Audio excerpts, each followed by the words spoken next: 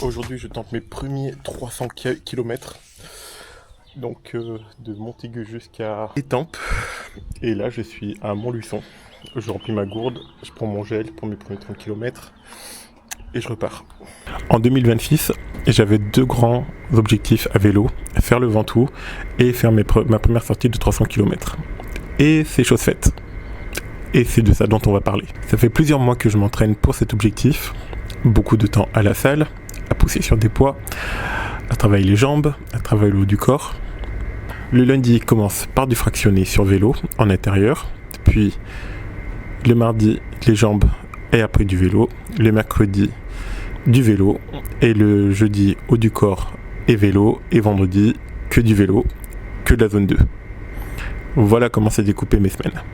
Maintenant parlons du trajet. Je suis parti de chez moi dans les Combrailles jusqu'à Étampes, en passant par Montluçon, Valence-Sully, Saint-Amand-Montrond, Dain-sur-Oron, Plampierre, Bourges, toute la partie de la Sologne, les Souest, Nyon-le-Fuselier, jusqu'à La Motte-Beuvron, puis Orléans, puis Étampes.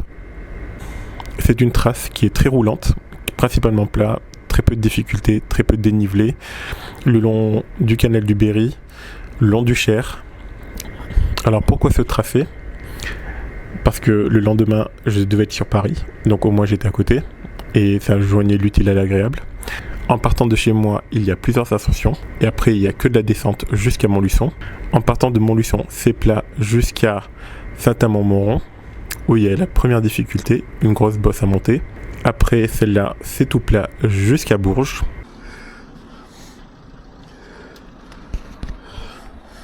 Lidl de Bourges, il me reste 234 km et j'en ai réalisé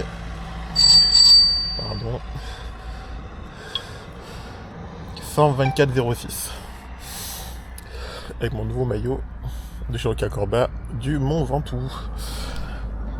Il est midi 19, ça fait 4h22 que je roule et 4h55 au total.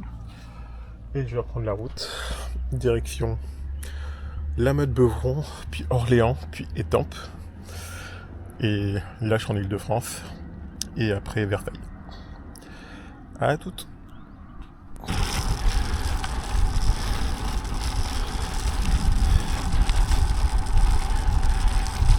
Préparez-vous à tourner à gauche.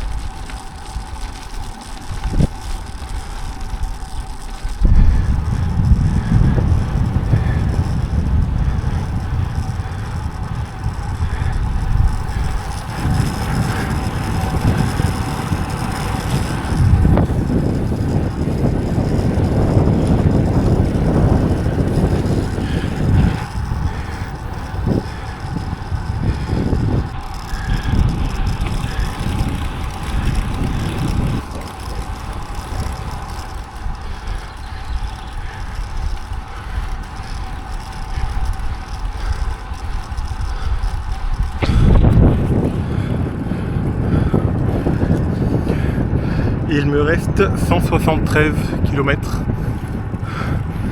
jusqu'à Versailles. La question est,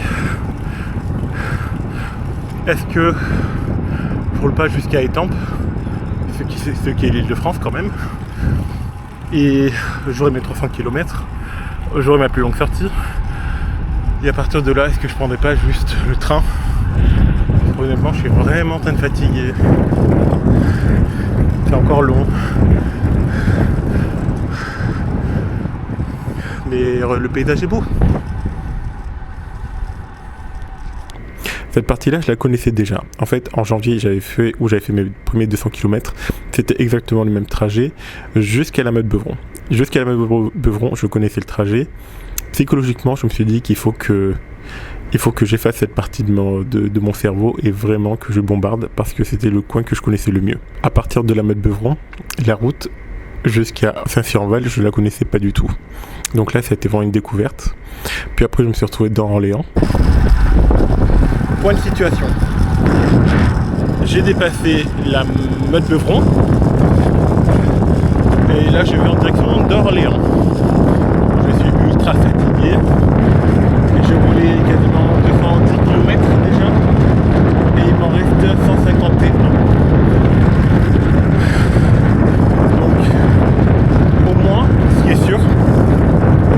aller jusqu'à Étampes. Et en fonction de mon état là-bas, où je continuerai, où je m'arrêterai. En théorie, à Étampes, je devrais avoir mes 300 km et je suis en Ile-de-France. Donc, quelque part, le pari est tenu. Mais, à voir. À voir, à voir. Pour le moment, ça roule. Je suis en Sologne.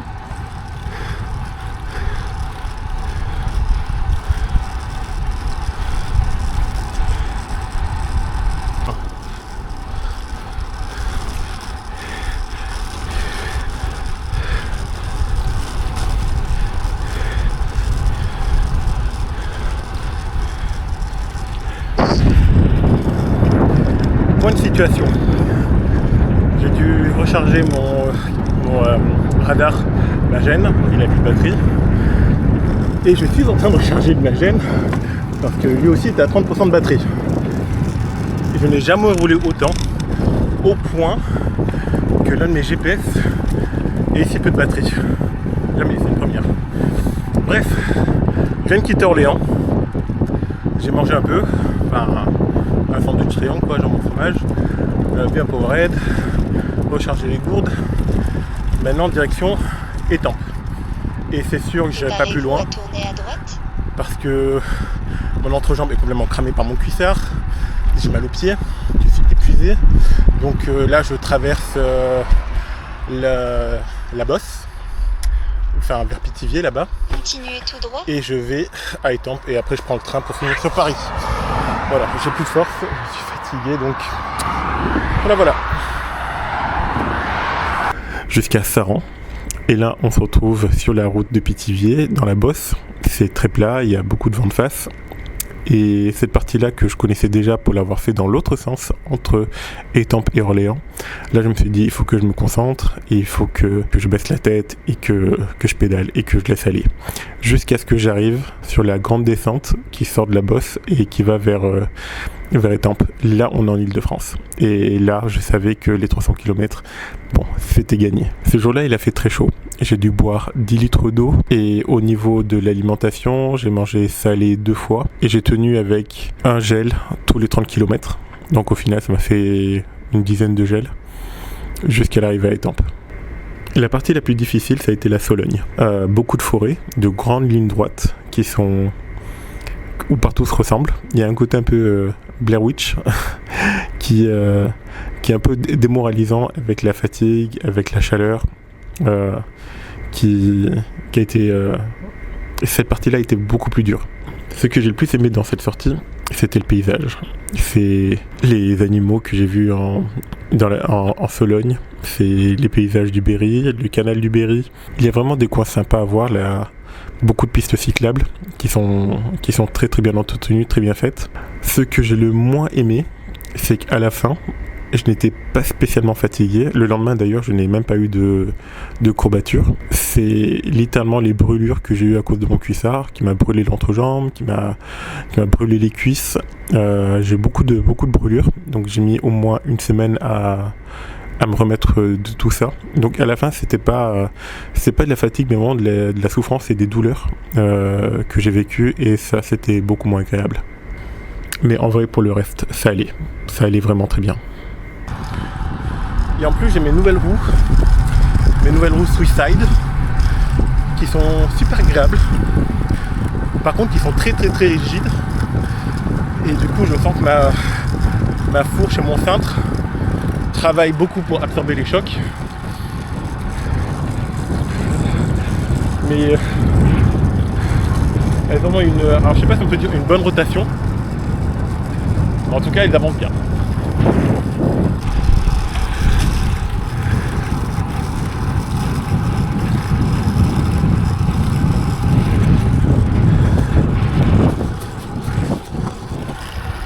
Et maintenant mon prochain objectif, pourquoi pas les 400 km, qui sait, je sais pas encore, à voir. En tout cas, merci d'avoir regardé la vidéo et je vous dis à la prochaine, ciao.